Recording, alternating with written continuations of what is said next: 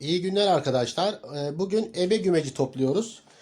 Ebe gümeci nedir? Faydaları nelerdir? Bunlardan bahsetmek istiyorum. Ebe gümeci Akdeniz bölgesi, Orta Asya, Kuzey Afrika ve Avrupa'nın birçok bölgesinde yaygın olarak yetişir. Yaprakları kalp şeklinde koyu yeşil olup çiçekleri ise pembe, mor renklidir. Ebe gümeci bitkisi tarihte birçok kültürde tıbbi amaçlar için kullanıma sahiptir.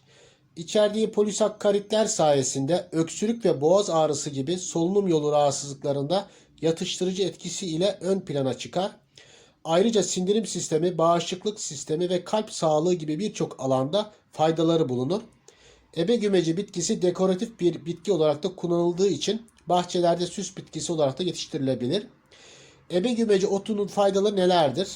Ebe gümeci otu yaprakları ve çiçekleri ile birlikte tıbbi amaçlar için kullanılan bir bitkidir ve birçok faydası vardır. Sağlık açısından önemli olan ebe gümecin faydalarını şöyle sıralayabiliriz.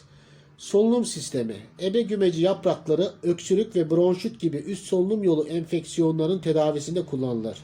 Yapraklarından yapılan çay, bal veya limonla birlikte tüketildiğinde semptomların azaltılmasına yardımcı olur. Bağışıklık sistemi. Ebe gümeci yaprakları bağışıklık sistemini güçlendirmeye yardımcı olan A, C ve K vitaminleri gibi antioksidan özellikleri bulunan vitaminler açısından zengindir. Sindirim sistemi. Ebe gümeci otu lif açısından zengin olduğu için sindirim sağlığını destekler.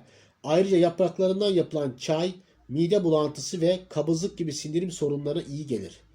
Kalp sağlığı. Ebe gümeci bitkisi kalp sağlığına faydalı olan magnezyum ve potasyum gibi mineraller açısından zengindir. Antiinflamatuar. Ebe gümeci yaprakları antiinflamatuar özelliklere sahip olduğu için eklem ağrısı, eklem iltihabı ve diğer inflamatuar ağrılı rahatsızlıkların tedavisinde kullanılabilir. Antioksidan. Ebe gümeci yaprakları antioksidan özelliklere sahiptir ve serbest radikalların vücuda hasar vermesini önlemeye yardımcı olur. Böylece başta kanser olmak üzere bazı önemli hastalıkların önlenmesinde olumlu katkısı bulunur. Ebe gümeci bitkisinin esansiyel yağı sebebiyle rahatlatıcı ve sakinleştirici etkisi bulunur.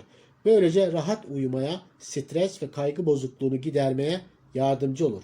Ebe gümeci bitkisi kullanılmadan önce mutlaka bir uzmana danışmak önemlidir. Ayrıca ebe gümecine alerjisi olan kişilerin kullanmaması önerilir. Beni dinlediğiniz için teşekkür ederim arkadaşlar. İyi günler diliyorum.